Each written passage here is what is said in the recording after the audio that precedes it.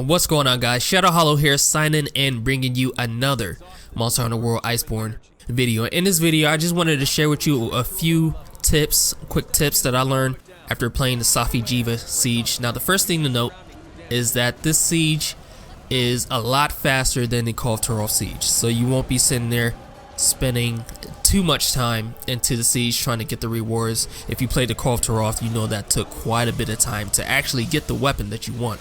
But that's not the case in this siege, so that's good. Now, your main objective in this whole siege is to break the monster parts to get points for the siege, and then ultimately slaying the monster. And that's basically what you're going to be doing in the first area. Now, there's 3 areas that the monster will descend down into, and the farther down it gets, the more aggressive it gets. So in the first area, your goal is to immediately start breaking the monster parts. Now, there's several parts that you can break. You can break the back, you can break the 2 forearms, you can break the 2 back legs, you can sever the tail, and I believe you can break some areas on the head. But that's basically what you want to do in order to get points for the siege. So I would recommend that your team focus one area, but that might not be a good idea, because if all of you are grouped up in one area, then the monster is going to start throwing the bulk of its attacks over in your area. So it's probably best, actually it is best for you to spread out and try not to be all in one area. But if I see one other teammate attacking one part, I usually pick that part to also attack. So you want to focus parts whenever you can, but you don't all want to be in one area, if that makes sense. Now, there's 2 things to note about this first area. There are 2 environmental traps. The first one is a sort of a decayed area, and if the monster walk over that area and you flinch it, it will then get tangled up in sort of this decayed webbing, and you will be able to it will tie the monster down, and you'll be able to get in some good damage from there. The second one is actually on the opposite side of that area, and it's just a simple rock drop. So if the monster ever go over there and you time it correctly, you can drop the rock down on the monster's head or down on the monster's body, and it will knock it over, and you can get some good damage from there. Now, once you do enough damage, once it drains all the energy out of that area, it will then descend down into the next area, and this is where things get a little bit tricky. If you played the Behemoth Siege, then there's a lot of mechanics that you might be familiar with. First of all, you can now get the monster's attention, or you can aggro the monster. Preferably someone with a shield weapon will do this, and you will then get the monster's attention. Now, there's something very important that you must note here. If you do get the monster's attention, do not stand where your team is. You want to take the monster on the opposite side of where, or you want to make the monster face on the opposite side of where your team is, and you want to try to keep it over in that direction, because that will allow your teammates to attack from behind and not worry about the monster attacks.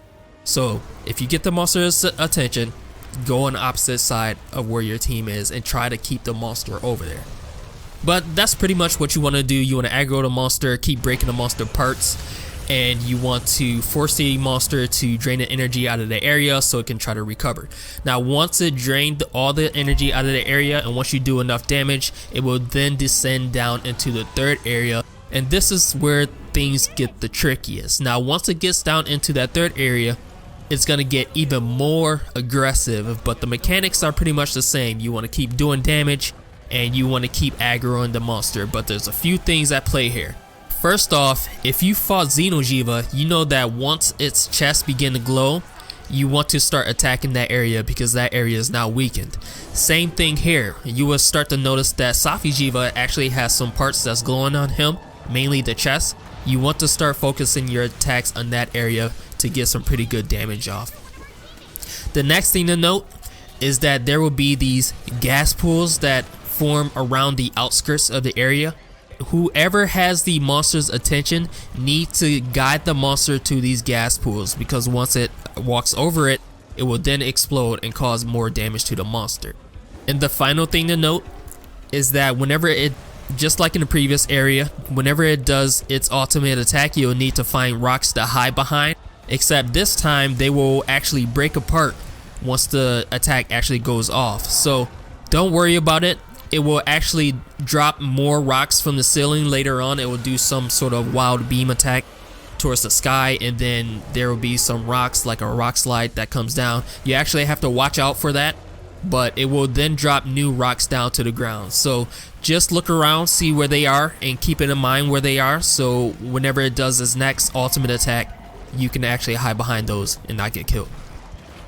But other than those things, the concept is the same. Keep dealing damage to the monster, aggro the monster, and eventually you'll slay it. And if this is your first run, just like the Kulve Taroth siege, it's harder the first time, but once you run it again, it'll actually be a lot easier.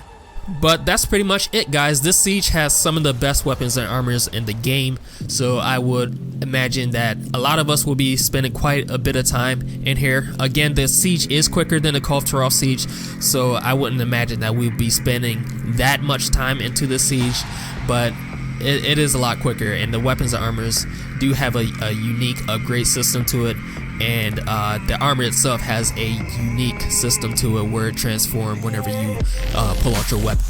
But that is all for me, guys. Thank you all for watching. If you enjoyed the video, then a like would be much appreciated.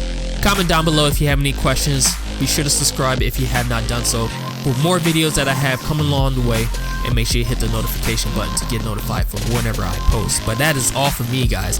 I am Shadow Hollow, signing out, and I will see you guys in the next video.